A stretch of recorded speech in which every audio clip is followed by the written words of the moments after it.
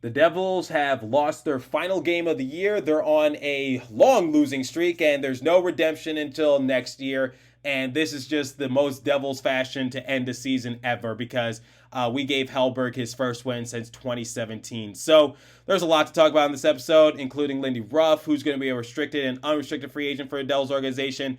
And what did I think about this season in general for the Devils? Well, there's a lot to talk about, so buckle up. You're Locked On Devils, your daily podcast on the New Jersey Devils. Part of the Locked On Podcast Network, your team every day. Hi, this is Bryce Salvador, and you're Locked On Devils with Trey Matthews. Scores! Oh, Steven stepped up, nailed it. Brodor's got the puck. What a shot. The Devils win the Stanley Cup. Alrighty now, what is up, New Jersey? Welcome back to the Locked On Devils podcast here on the Locked On Network. I'm your host, college hockey play-by-play announcer, and also Devils writer for Pucks and Pitchforks, Trey Matthews. So, wow, just like that, just in the blink of an eye, the Devils' 2021-2022 season is now officially over. Before we get into today's discussion, I just want to say thank you. Don't worry, I'm not going anywhere, but this is the first time that I cover the Devils for a full 82-game season because when I was first brought on by the Locked On Podcast Network, it was in the middle of a pandemic and the season was shortened to 56 games. So I was kind of put at a disadvantage and there was some stuff that I wasn't able to do. But now I got to cover the team that I love for a complete season. So once again, thank you for your support, love, and patience. Listenership is up compared to last year, and also the YouTube page is heading in the right direction. So thank you guys for all the support, all the love you've shown. And I can't do this show without you guys because without your listenership, without your watchfulness on YouTube, whatever the case might be, there is no show. So when this episode goes live, I will be graduating from college tomorrow. So wish me luck when I cross the stage. Okay, now down to business. The Devils lost in sort of a Devils-like fashion because they dropped the final game of the year to the Detroit Red Wings 5-3. So similar to yesterday, I don't want to ruminate on the loss as much because, yes, I know it's the Red Wings, but I still want to be productive for today's episode. So let's start with the gateway question heading into the offseason. What's going to happen to the New Jersey Devils? So in yesterday's episode, I talked mostly about Lindy Ruff. I talked about, is he cooked? Is he done? Is he on his final leg in terms of being the Devils head coach? And personally, in the last game, I don't blame Lindy Ruff for the loss because you can't really blame Lindy Ruff for rolling with the players that he was given because there were a great number of players that were out for the New Jersey Devils. So Hischier and Subban were ruled out. Tatar was ruled out. Jack Hughes, Jonathan Bernier, Jonas Siegenthaler, Miles Wood. Obviously, they can't play. They can't suit up. So there was definitely a lot of narratives that weren't really going into the way of Lindy Ruff. And I felt as though a lot of people were scapegoating him and not really giving a fair assessment. And I think the same could be said for this game somewhat. However, I am aware of the fact that the New Jersey Devils they didn't have good execution this game. At first, they were able to make it competitive because the Red Wings got the first goal of the game, and then Dawson Mercer was able to tie it. Then in the second period, same situation.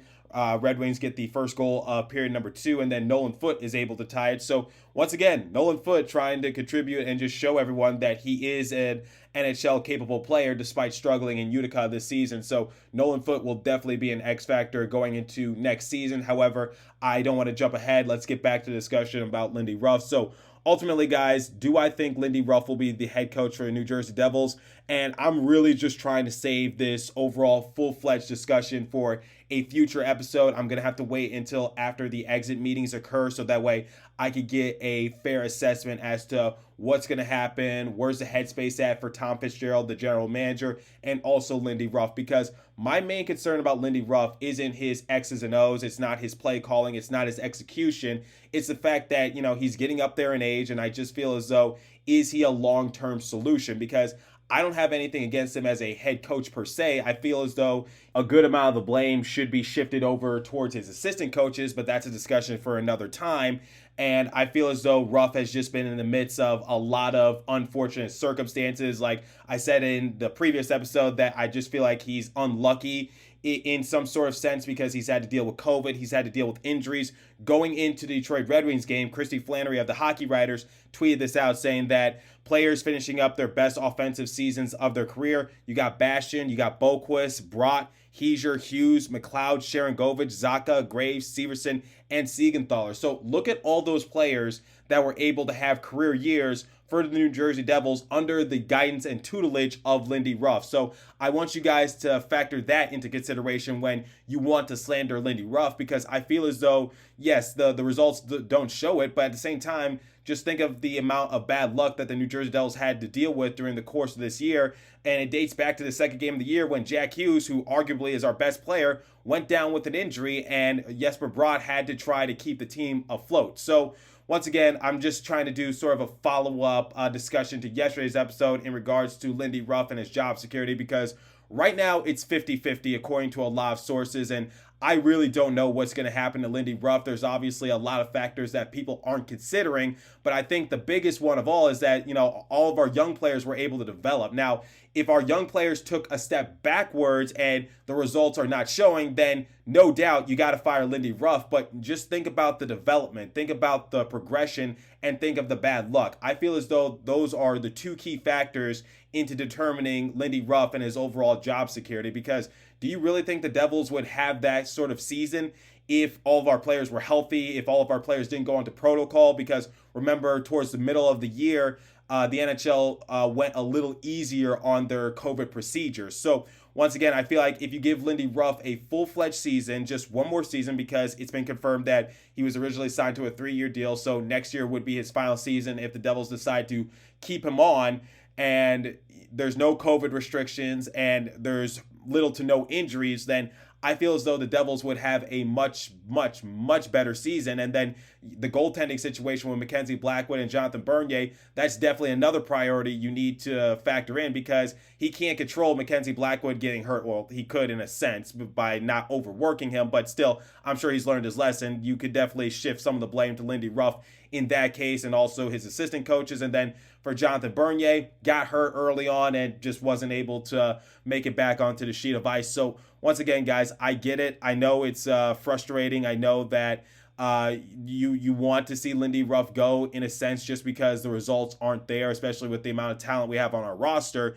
But the overall thing that I noticed this season was that our young guys were able to develop. And Kyle Shapiro, the emergency backup goalie for the New Jersey Devils, who appeared on the show a couple episodes ago, he said that he loved the overall development that Lindy Ruff had for his young guys. Because here's the thing, Kyle Shapiro, albeit it was for a short amount of time, he's actually been inside the Devils locker room and he's seen everything happen firsthand.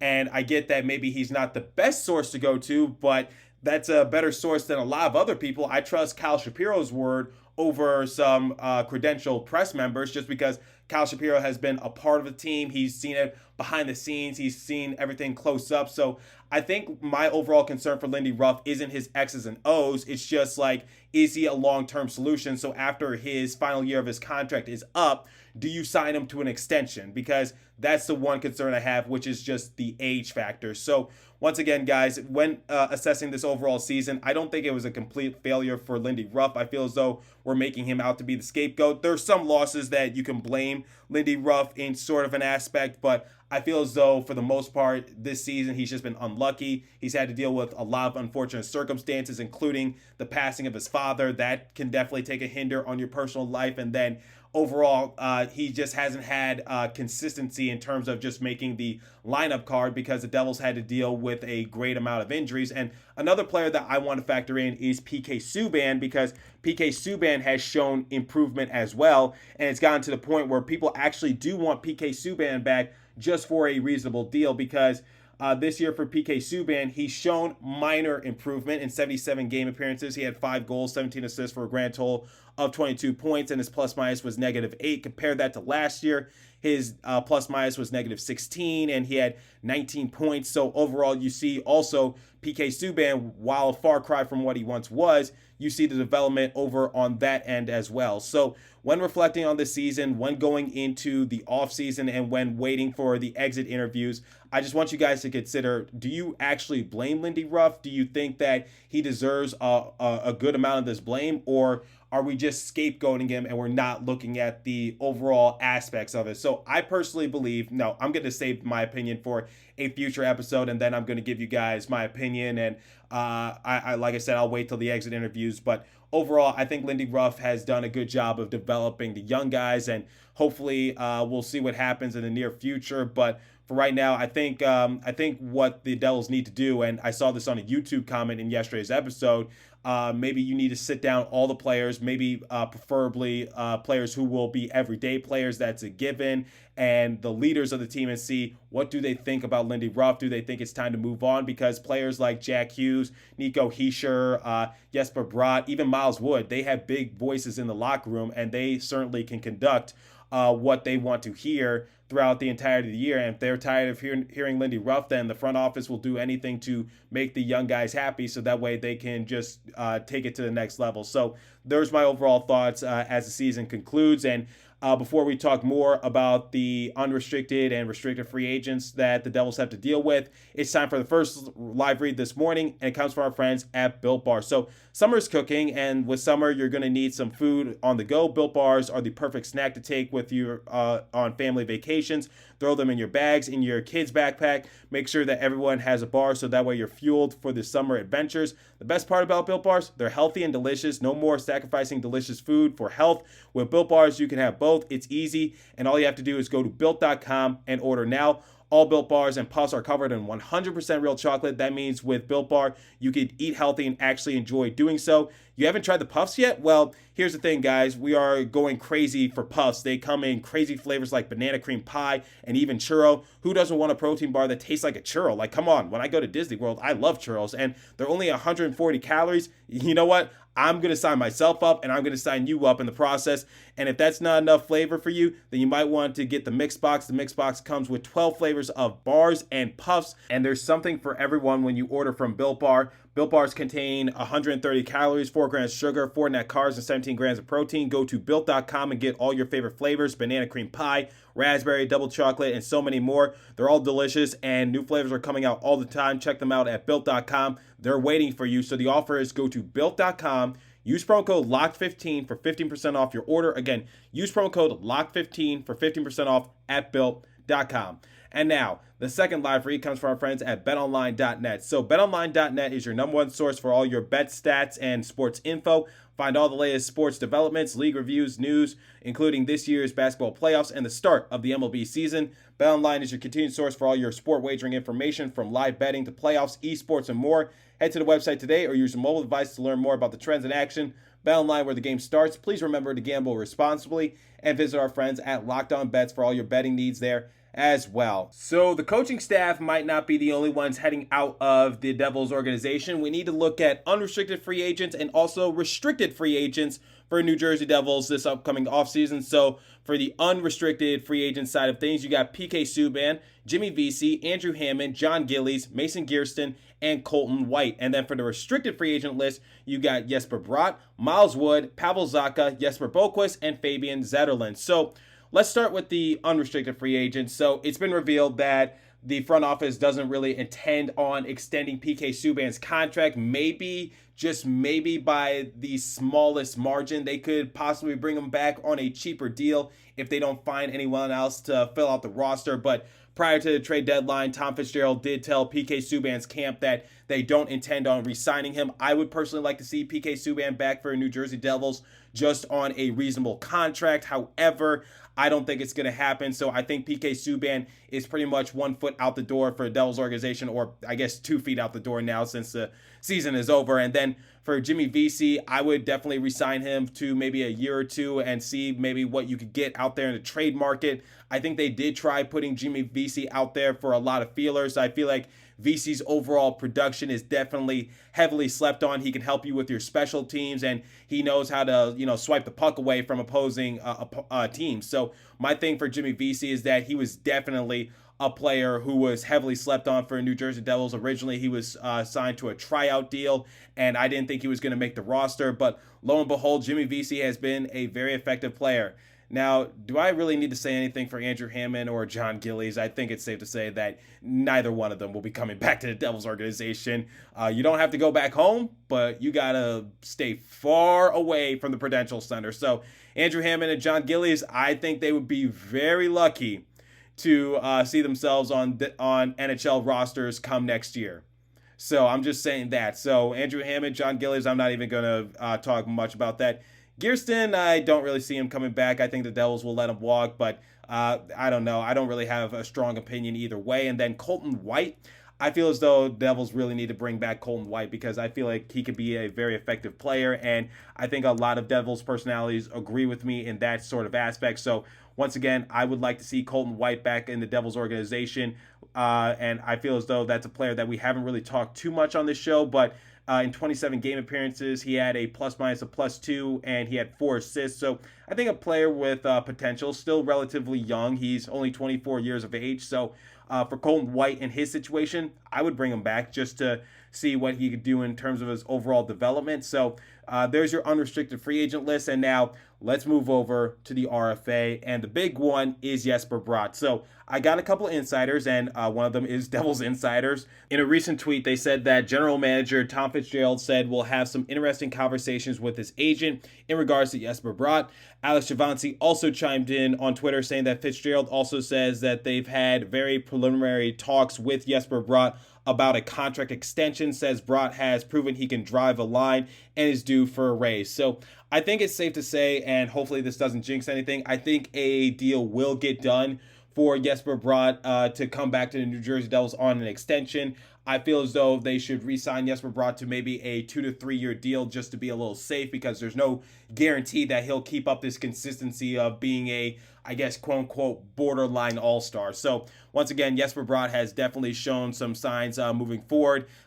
Depending on who you ask, people will say that he was our best player this year. I personally still think it was Jack Hughes, but ultimately, I think a side will get done for Jesper Bratt. Then Miles Wood, we've talked about his situation. I think he has no choice but to opt into his extension for another year, just because I don't think there's going to be any teams calling the phones for Miles Wood just due to his big injury and his lack of production when he did come back. And I said just shut him down for the entirety of the year. It was really pointless bringing him back because he provided little to nothing other than getting into a couple of fights and hits here and there, but even then that was minuscule. And then Pavel Zacha, if the Devils are going to re-sign Pavel Zacha, it's to just trade him away, because Pavel Zacha, I think he's pretty much done with the Devils organization, and I think it's time to move on. And then for Jesper Boquist, bring him back definitely. Jesper Boquist went on a big tour, just sticking up his middle finger and just saying, you know what, I can do this, and I'll admit when I'm wrong. Jesper Boquist definitely turned some heads this year. Same with Fabian Zetterlund, and Zetterlund was able to score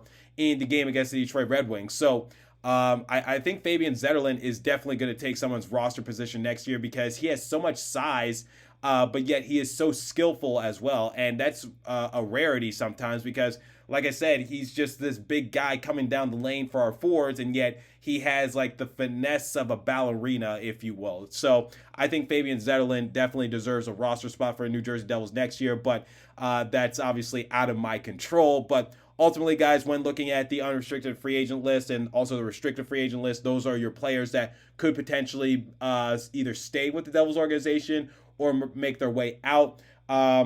Like I said, there's not really one player that I'm really concerned about. I think the player that, just sets off an alarm in my head would have to be PK Subban and Jesper Bratt, because Jesper Bratt, I really hope we're able to get an extension done. I don't see Bratt leaving the Devils organization, but that's just something to take into consideration. And then for PK Subban, it's just like, I really want to bring him back. I really do. I feel like he's a very good voice in the locker room. I feel as though he's a good leader. I feel like, even though he's a far cry from what he once was, he still provides, that overall production that the Devils, wanted to see out of him. And he has improved. I said it early on in the episode. So I really want to bring PK Subban back, but doesn't look like it's going to happen. So there you go. There's your list of players that might be seeing themselves out the door come the offseason. But PK Subban, I'm glad that he was able to come back for the final game of the year, and I think he's aware that that was probably his final game to be played at the Prudential Center